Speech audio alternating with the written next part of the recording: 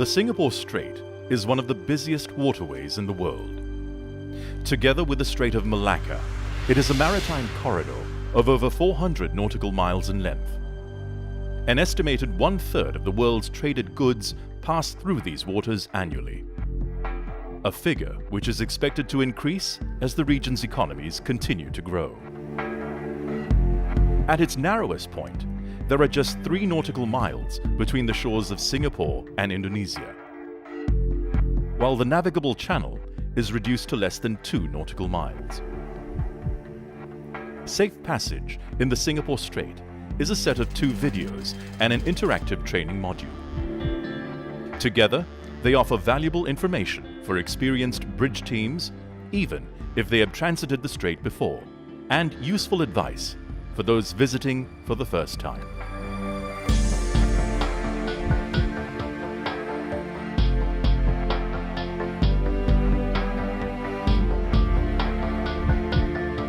There are around 1,000 ship movements each day in the Singapore Strait. As a result, watchkeeping officers can find themselves having to deal with traffic situations involving a wide range of vessel types and sizes. This is especially challenging in poor visibility. So detailed voyage planning, good seamanship, and situational awareness are essential to safe navigation. The hydrographic data is regularly checked, so when calculating safety factors on depth and contour settings, make sure you have the most recent updates. There are strong tidal streams in the strait, which must be remembered, as these can make a big difference when crossing lanes or picking up a pilot. The pilot boarding grounds for Singapore and Malaysia are all to the north of the TSS. Sambu, the pilot boarding ground for Indonesian ports, is to the south. If you are going to pick up or drop off a pilot, it's good practice to come to the side of the separation lane nearest to the boarding ground in good time to avoid having to cross at the last moment. Navigation in the strait can be demanding, so everyone needs to be properly rested at the start. Traffic movement is always changing. Watchkeeping officers need to know their ship's position and maintain good situational awareness so that they can make appropriate navigational choices. It's important to have the right level of bridge personnel. Always follow your company's SMS. All vessels must proceed with caution. They need to maintain a speed consistent with safe navigation. As always, keep to your company's SMS, but it is strongly recommended to have the engine room manned throughout the transit. In addition to following all applicable rules of the road, officers are well advised to take a look at Rule 10 concerning navigation in a TSS. Remember, being in a TSS does not give you the right of way, so use good seamanship. This could mean slowing down to help resolve a traffic situation, even when you have the right of way. Always maintain a safe distance from other vessels. Keep an eye out for the weather. Sudden thunderstorms with heavy rain can occur between June and August, and October to December. The visibility can become moderate or poor very quickly. Haze can also reduce visibility. Shipmasters are advised to keep a proper lookout and navigate with caution. In addition to following all applicable rules of the road, ships shall comply in particular with Rules 19, 20, and 35 concerning the conduct of vessels in restricted visibility, the exhibition of navigation lights, and the use of sound signals. In darkness, vessels crossing the TSS and all precautionary areas are requested and recommended to display a signal of 3 all-round green lights in a vertical line. This indicates the intention to cross to all nearby vessels. In the TSS, it's rarely possible to always keep strictly to the planned course line. Watchkeeping officers must be prepared to move to one side of the lane or the other to overtake, or even when being overtaken. as well as the traffic in their immediate surroundings. They are advised to look well ahead to see what situations may be developing. Information on other vessels' intentions may be requested from the VTIS. The Singapore VTIS operates 24 hours a day. It is an advisory service and covers the 3 straight reporting sectors 7, 8 and 9, known as Straight Rep. Reporting to it is mandatory when going into a new sector. Station calling Singapore VTIS. This is VTIS West. Please give me your call sign and name. Over. VTIS West, Marvin Met. It's good practice to inform the VTIS of your intentions at that time. There are teams of operators for each of the straight rep sectors. Mariners are recommended to follow the advice of the VTIS whenever possible, because the operators can have a better understanding of the traffic movements over a wider area. But remember that following navigational advice given to you by the VTIS does not give you the right of way. The bridge team alone is responsible for the safe navigation of the vessel. Going east, you will enter the Singapore section of the TSS at Sector 7.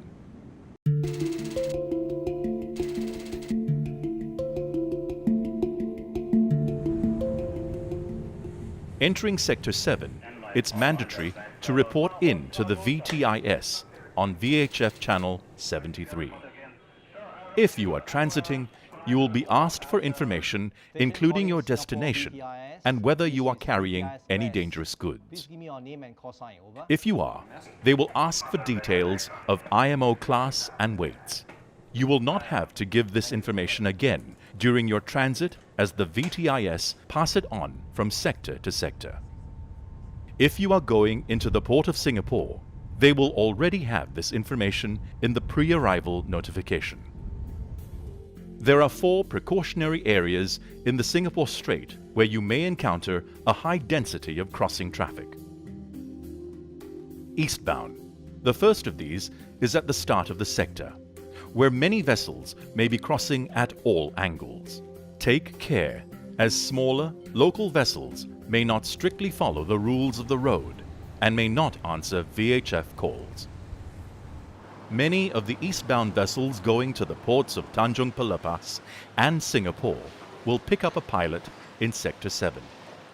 There are 3 boarding grounds to the north of the westbound lane, so be aware that some eastbound vessels may turn to port at this time in order to reach them. If you are picking up a pilot, put your pilot boarding ground as your destination in AIS. If not, checking the AIS information of nearby vessels may warn of their intentions, but never rely solely on AIS for collision avoidance. Remember that not all ships are fitted with AIS, and even if they are, it may be switched off, or the information provided may be incomplete or incorrect. Also, avoid using VHF for collision avoidance. This can lead to confusion and hinder transmission of important VTIS information. Always comply with the call regs. On leaving the precautionary area, check your position to be certain that you are still in the eastbound lane. Throughout the strait, it's essential to keep within the channel limits. To the south of the TSS at this point, there may be some ship-to-ship transfer activity in the anchorage. Be aware that in the dark, ships' navigation lights may be obscured by the working lights from these vessels and from the southern shore. Other vessels may be joining the TSS from the Durian Strait to the south and the Nipa anchorage to the north. Keep a good lookout. High vigilance is recommended, especially during the hours of darkness. There's a sharp alteration of course north into the Phillip Channel at the Raycon Delta. Be aware of the risk of converging traffic during the turn. Also, be sure you start the turn early enough, as there is shallow water outside the channel. This is also the start of the deep water route. If your vessel draws less than 15 meters, you are not classified as a deep draft vessel. So come to the starboard side of the Phillip Channel early to avoid impeding vessels going into the deep water route. VLCC and other deep draft vessels shall maintain an underkeel clearance of at least 3.5 meters at all times. They are advised to navigate at a speed of not more than 12 knots and to avoid overtaking. The channels are narrow and frequent checking of position is recommended. Navigational aids to help you do this include the Raycons at Takong, Karang Helen Ma, and Karang Banteng. Shallow draft vessels may use the deep water route if there are no deep draft vessels in it. Please notify the VTIS if this is your intention. Be aware that vessels may slow down or even stop in the TSS in the eastern part of Sector 7 and also the western part of Sector 8 to take on stores. Never be complacent in the TSS. Keep a proper lookout at all times. Avoid trying to guess at other ships' movements. The next sector is Sector 8.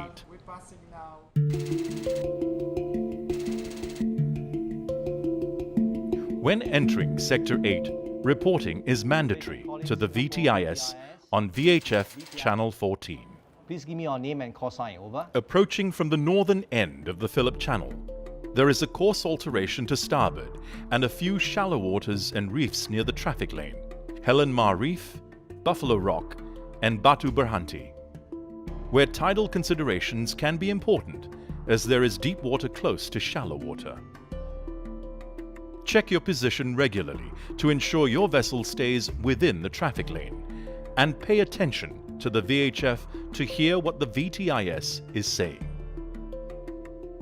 The TSS lane now enters the first of two precautionary areas where crossing traffic can be heavy, especially soon after dawn, when ferries can be seen departing from the ports in Batam to join the TSS westbound lane, heading for Singapore. In the other direction, you can expect frequent fast ferries crossing between the port of Singapore and Indonesia. In addition, there are often fishing boats in the eastbound lane. They usually start fishing in the early hours of the morning. These small boats are not visible to the VTIS's radar nor to your ship's radar. Their movements can be unpredictable. They may not be displaying the correct lights and shapes. There may also be many tugs and tows crossing at any time of the day and sometimes at night. Vessels departing from the ports of Singapore or Indonesia may cross the precautionary areas to join the traffic lanes of the TSS. Also, look out for vessels slowing down and turning to port in order to approach one of the pilot boarding grounds north of the westbound channel. Check the nearby vessel's AIS data for information on their intentions.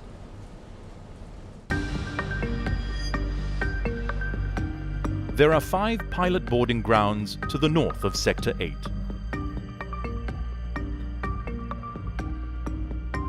The movement of Singapore pilots is managed from a central control room where everything possible is done to ensure that pilots get to their booked ETA on time.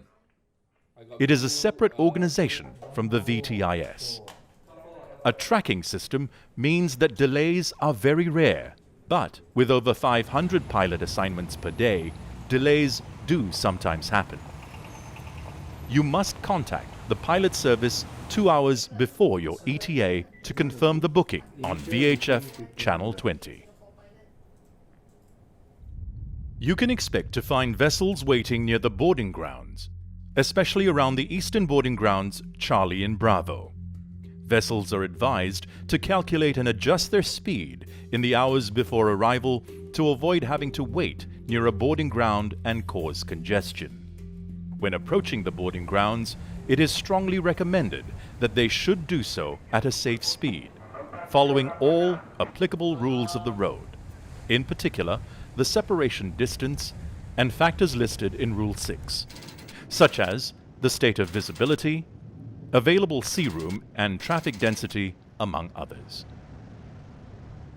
Only one vessel will be scheduled to arrive at Bravo and Charlie at any one time, and the next vessel will be scheduled at an interval of not less than 15 minutes later.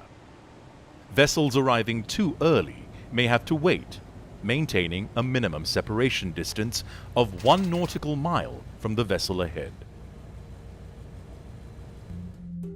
Information on vessels proceeding to these boarding grounds will be provided by the VTIS. Crossing the westbound lane to pick up a pilot can present a challenge.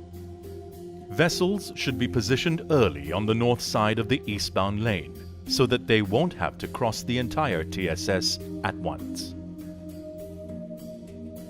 Shipmasters are advised to cross at right angles to the TSS, in compliance with the coal regs and the good practice of seamanship. If they are unsure of any westbound vessel's intentions, the bridge team can ask the VTIS for information. Some of the boarding grounds are close to anchorages, so approach these at a safe speed, keeping a safe distance from the vessels in the anchorage. If you are crossing during the hours of darkness, be sure to display the signal of 3 all-round green lights in a vertical line. Allow enough time and sea room when picking up a pilot. On a large vessel, it can take up to 10 minutes for the pilot to board, reach the bridge, and finish the master-pilot exchange. So ensure that there is sufficient time for that to be completed safely. The boarding arrangements must exactly follow international standards. The pilot's safety is the first concern. Continuing your transit of Sector 8, even if you have the right of way, it may be good seamanship to slow down to help resolve potential close-quarter situations. Think twice before you overtake in the narrow parts of the TSS.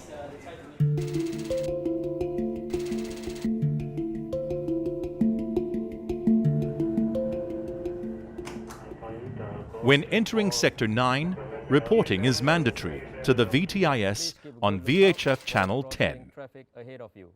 Sector 9 is generally less crowded than Sector 8, as the TSS is wider.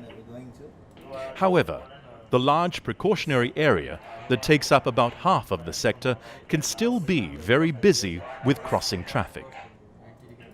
At first light, there may be tugs and barges crossing.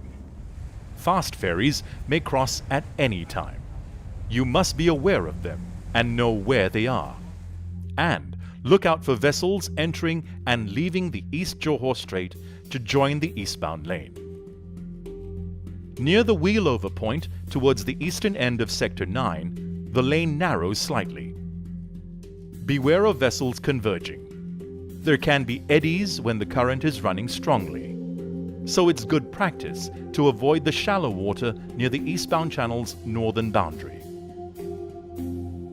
Passing Horsburgh Light to starboard marks the end of Sector 9 and of the Singapore Strait.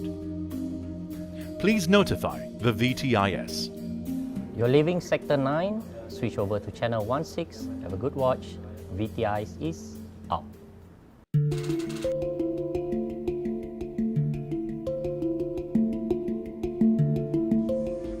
Detailed voyage planning, good seamanship, and situational awareness are essential to safe navigation in the Strait. Make sure your bridge is adequately manned as specified by your SMS. Maintain good communication with the VTIS throughout your transit. We hope you found this video helpful. Have a safe passage.